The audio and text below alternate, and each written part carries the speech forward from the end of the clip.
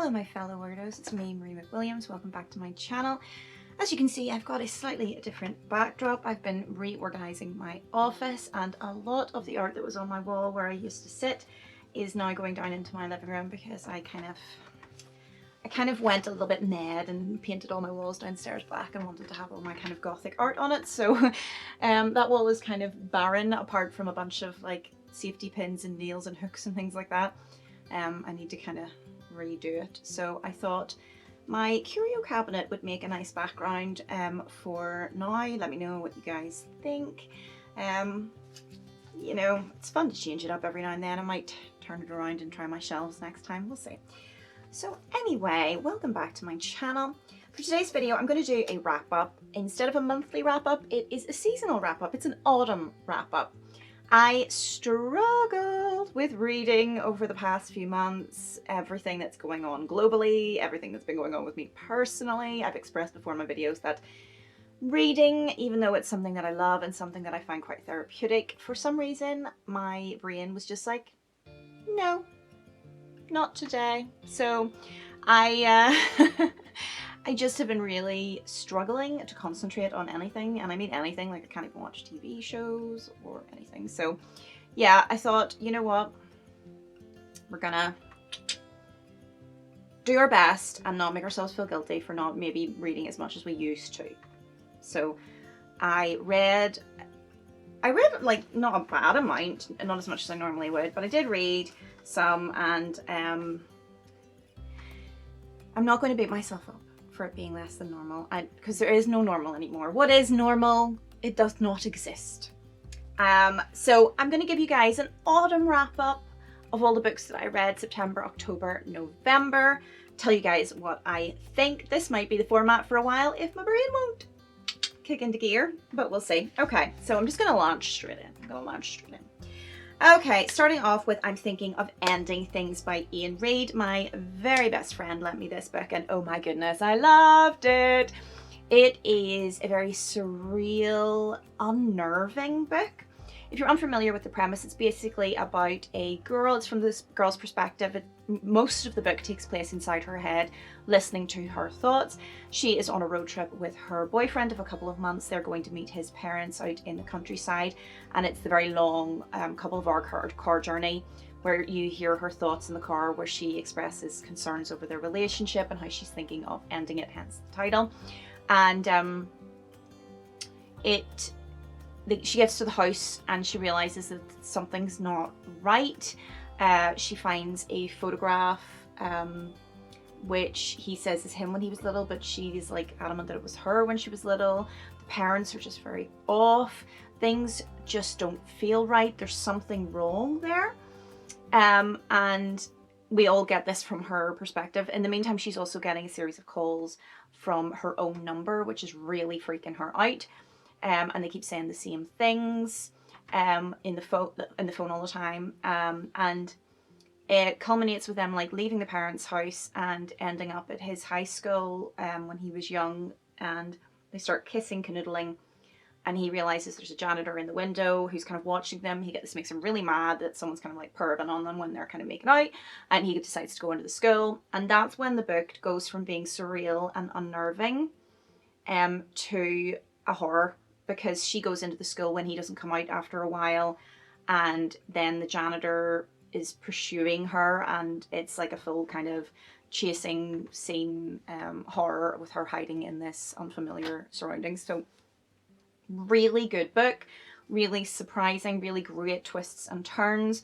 It alternates between the past and the present, talking about the janitor and what has happened to him, and then her in the school and her at the parents' house, and the chapters kind of alternate between those perspectives and those timelines.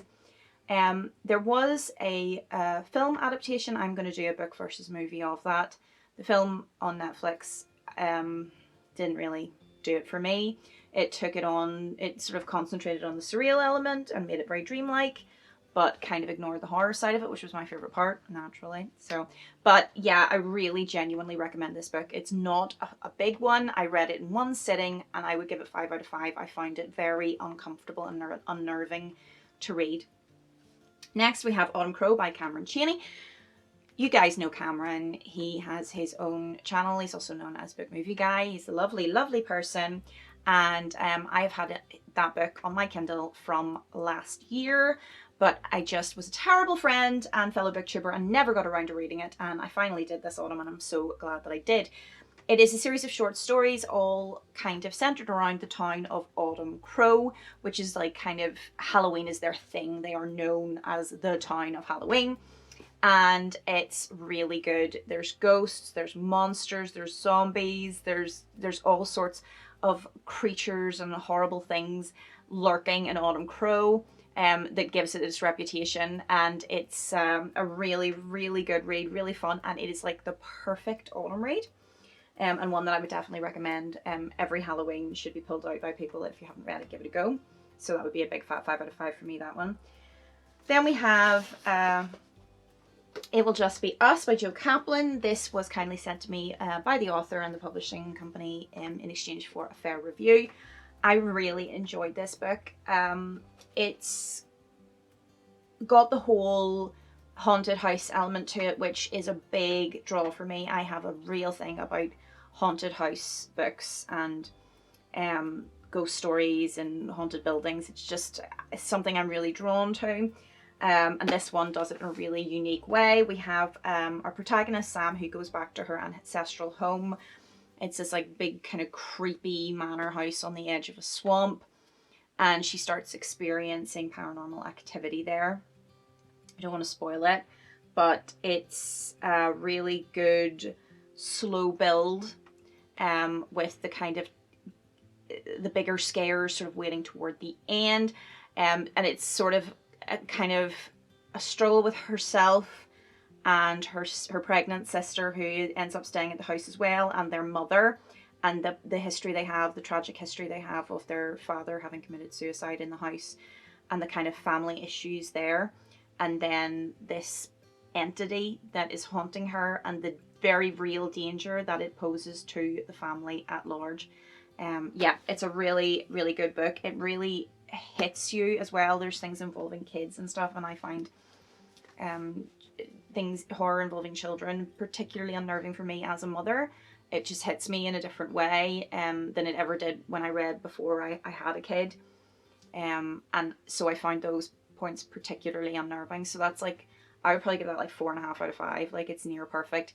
I marked it down slightly because at the end the protagonist makes some decisions and I just find them kind of questionable, and at that point I could see what was going to happen and I was like, dude, no. But I mean, you know, the story's always going to go the way the story's going to go, and it was a really, really enjoyable read. I thoroughly recommend it. Then we have 2 books. Both of these, full disclosure, I was sent these by Amazon Publishing, and they were part of a paid sponsored campaign on Instagram. So I was paid to read the book and promote it on my Instagram feed, but anything that I'm doing here I'm not paid for. So this is my honest opinion. So we first of all have Jewish by Matt Greene, which is a kind of memoir of sorts, and it is the author's kind of struggle with his Jewish identity. What does it mean to be Jewish in modern day society? And it's the tug of war he feels between modernity, his non-Jewish wife and his non-Jewish son, because they've had a son and they're not raising it Jewish, and then the traditions of his culture, of his family, of his religion, and the past that they all kind of hold as this kind of common denominator that ties them all together. I really have to say I really enjoyed this book. I thought it was really interesting to learn about a different culture, but I also find it quite relatable. Even though I don't have a Jewish background, I find it quite relatable. You know, I come from Northern Ireland, where we do have quite a religious dominance here. There, you know, Protestantism and Catholicism would be the 2 big ones. And it is quite religious still here, and I think that anybody who has family who were churchgoers, who were religious, and they have branched away from that, they can relate to that particular struggle. But then with this, you also realize that with Judaism, it's not necessarily really about the religion, it's more about the shared cultural experience. So yeah, I thought it was really interesting, the topics of anti-Semitism and, you know, does it still exist today? And his own personal experience with that put it into perspective for me, because I do think that we do become complacent with bigotry and hate toward any member of the community. I think we like to think that we've moved on a lot more than we actually have.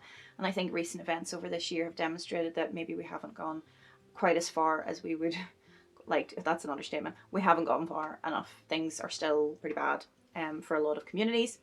And then they kind of does the whole background with the Holocaust and stuff, and oh my god, I cried like a baby during the Holocaust chapters. He writes, I studied A-level history, and we did a huge chunk, obviously, on the Nazis, on the rise of fascism, on World War II. So I've studied all this stuff before. I did very well on my level, I do say so myself. I loved history, and, you know, I just ate it up. So I've read all this stuff already, but he words it in a way, and it's all through that his eyes of going to do a tour of all the various different camps. And it's just absolutely heartbreaking. Again, it involves children and stories about children, and it hit me in a way that I was literally, I had to put the book down. I was blubbering. I was in bed blubbering like a baby. I had to text my friend. I was like, I can't stop crying. But I think that's what I really liked about this book. He's a very funny author. He's very witty. He comes at it from like kind of journo perspective. So he's very amusing, and he writes in a very relatable way, and it's funny. And then when he writes about the serious stuff, it's very poignant. I had a look at the reviews, because my friend on Instagram pointed out that the reviews are actually quite divisive, and I was surprised at that, because I thought it was a really good read.